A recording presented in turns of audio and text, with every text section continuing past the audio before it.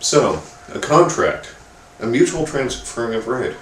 This is where we come to a mutually beneficial agreement with one another. Contracts, we enter into these all the time with one another. In this course, what you've done is given up your right to do whatever the heck you want in order to earn a credit at a university. Right? In this course, what I've done is given up my right to do whatever the heck I want in this period of time. Right? And I gain financially and in terms of career standing, in terms of giving up my time to do this. Right? We mutually transfer our rights. Right? And it benefits us mutually. Right? But what happens at the end of a semester, at the end of a contract where the agreement is satisfied? Right? Well, what Hobbes wants to point out is that a contract is too brittle. Right? A contract has a determined end point. Right? So really, if we want a state of peace, a state of mutually beneficially laying down rights to endure, what we need is not merely contracts, but a contract with an undetermined endpoint. A covenant, excuse me. So it's going to be a covenant, a contract, a mutual agreement that has an undetermined endpoint. And examples of these might include something like marriage, until death do us part. Something like this might be exemplified in the peace agreement between Canada and the U.S. Right? It was established, there's no end point, and it seems like a fairly stable and secure kind of state that establishes peace between our nations. Right? So, right, it's going to be covenants that get us out of this. Right? And what Hobbes points out is that there aren't too terribly many kinds of covenant. Covenants always deal with a possible future, right? Just like contracts do. In the future I will give you this if you give me that over a period of time. Right? But, right, there's only really one kind that he treats in chapter 14, and that's a covenant of mutual trust. People just kind of trust one another to live up to their end of a deal. But think about us in a state of war in which it's everyone against everyone. Right? Is there any reason for me to trust you to live up to your end of the deal? Is there any reason for you to trust me to live up to my end of the deal? No. Right? In a state of war, contracts, covenants of mutual trust are void if anyone has a reason to suspect the other of not living up to their end. And Hobbes claims that the bonds of words are too brittle in assurance against the passions that give rise to this unending quest for power after power that ceases only in death. Right? I want power, so the second I can screw you over in an agreement, I'm going to do so, if it makes sense for me to do so and I think I can get away with it. Right? The only recourse you would have in this particular situation is back to your original power. You would come at me with a baseball bat, but if I can take you, or if you can't find me, right, then I win. Right?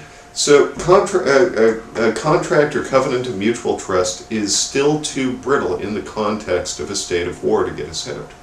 Right? A couple of other notes that he makes about contracts, right, or covenants. You can't have one with beasts.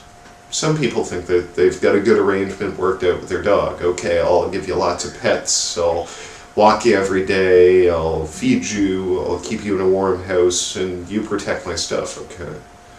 Well, the problem is, these are formal, verbal, or written agreements, right? That's where they gain their substance from, right? And since a beast, an animal, a dog, a cat, an elephant, none of these things can enter into these agreements because they lack rationality and the ability to comprehend speech, that you can't have a covenant with beasts.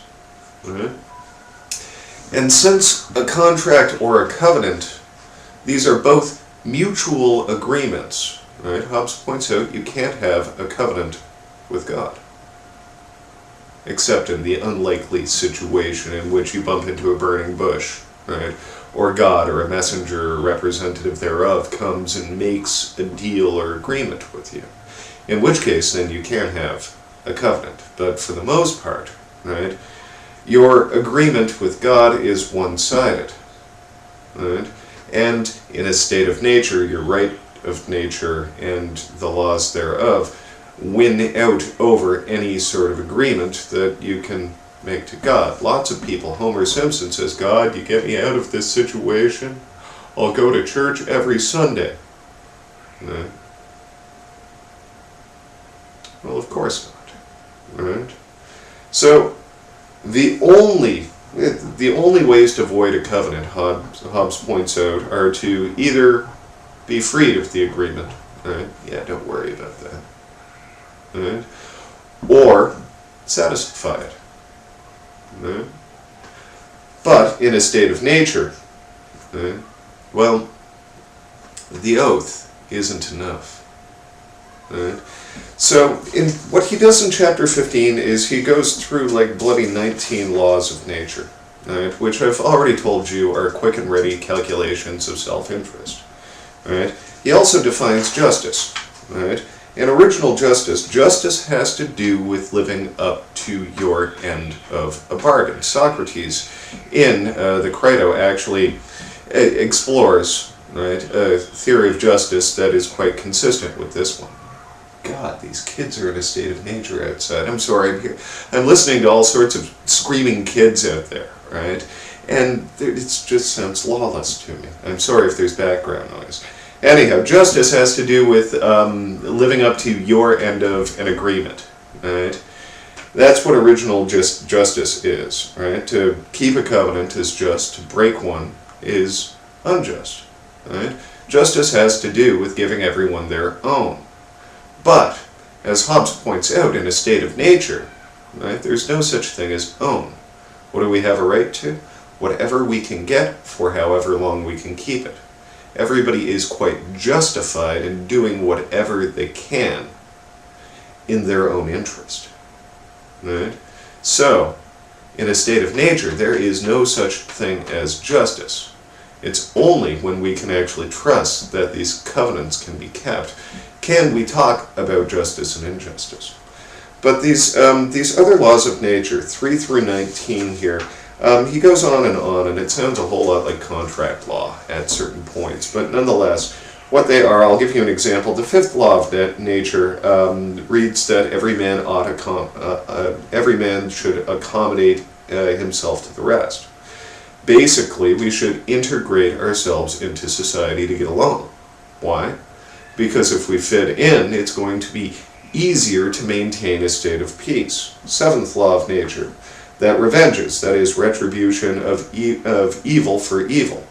That men look to the greatness, not to the greatness of the evil past, but the greatness of good to follow. Or more simply, revenge should only be used as a corrective measure in order to produce peace, and not merely to punish evil. Right? So in each of these quick and ready calculations, what Hobbes lays out is based on the assumption that peace is in our best interest.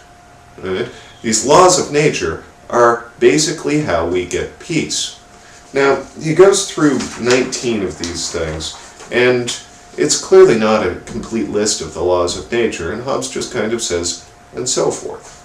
Right? This is what the laws of nature are.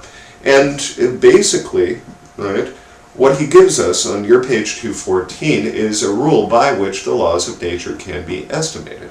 And it's sort of an inverse golden rule. Do not that to another which thou wouldest not have done to thyself. Right? So basically, right, in order to further peace, everybody should have that goal of peace in mind. Things about the laws of nature. The laws of nature always hold in principle, but are only in actual effect when there's a condition of security. They're eternal, insofar as humans are humans. What's in our best interest is still going to be in our best interest. And the science of these laws is called